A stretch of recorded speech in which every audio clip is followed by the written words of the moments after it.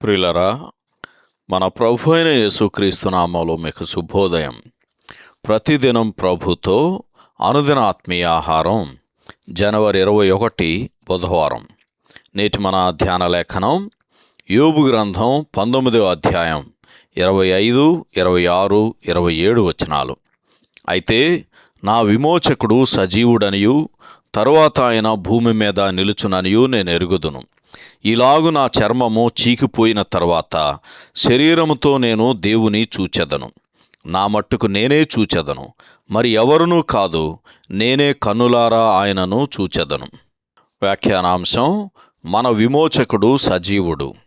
వ్యాఖ్యానాంశం: మన విమోచకుడు సజీవుడు. వ్యాఖ్యానం: యోబు ఉద్రేకమునకు అతని ముగ్గురు స్నేహితులు పలికే నిర్లక్ష్యపు మాటలు పూర్తి భిన్నంగా ఉన్నాయి. అతని శ్రమలలో వారు అతనికి ఎట్టి సహాయము చేయలేదు.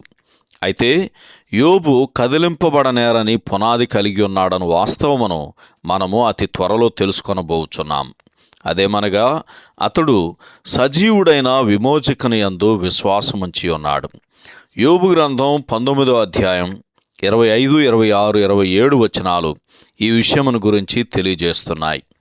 పితరులైన ఇతరుల వలె యోబు కూడా పునరుత్థానమును గూర్చిన దైవిక ప్రత్యక్షత పొంది ఉన్నాడు గనక శరీరముతో నేను దేవుని చూచెదను అని ప్రకటించగలిగాడు. ఈ సందర్భంలో కీర్తన గ్రంథం 17వ కీర్తన 15వ వచనం చదవండి. నూతన నిబంధన యొక్క సంపూర్ణమైన వెలుగులో భవిష్యత్తును చూస్తున్న మనకు ఈ సత్యము వారికంటే మరింత స్పష్టంగా తెలియపరచబడింది కదా.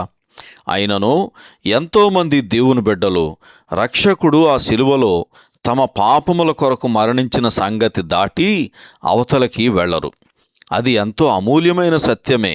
అయితే మన రక్షకుడు ఇప్పుడు సజీవుడను వాస్తవమో మనం ఎరిగి ఉన్నామా? ఈ సందర్భంలో ప్రకటన గ్రంథం 1వ అధ్యాయం 18వ వచనం చదవండి. రోమాపత్రిక 8వ అధ్యాయం 34వ వచనంలో రాయబడినట్లు, చనిపోయిన క్రీస్తు యేసే, అంతేకాదు మృతులలో నుండి లేచిన వాడును దేవుని కుడిపార్శ్వమున ఉన్నవాడును మన కొరకు విజ్ఞాపనము కూడా చేయువాడును ఆయనే. యోబు నోట పరిశుద్ధాత్ముడు పలికించిన అద్భుతమైన ఈ మాటలకు జోఫరు తన సొంత జ్ఞానమును ఆధారం చేసుకొని యోబు గ్రంథం 20వ అధ్యాయం 2వ వచనంలో జవాబిస్తున్నాడు.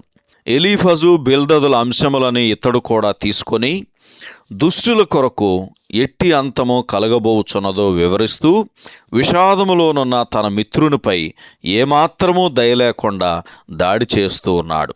సామెతల గ్రంథం 12వ అధ్యాయం 18వ వచనం ఈ సందర్భంలో చదవండి. సహోదరుడు జాన్ కోక్లన్ శుభములతో వందనాలు.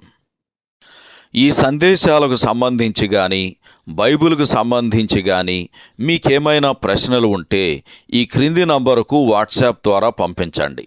మీ ఆత్మీయ క్షేమాభివృద్ధి కోసం అనుభవజ్ఞుల ద్వారా జవాబులు అందించబడతాయి.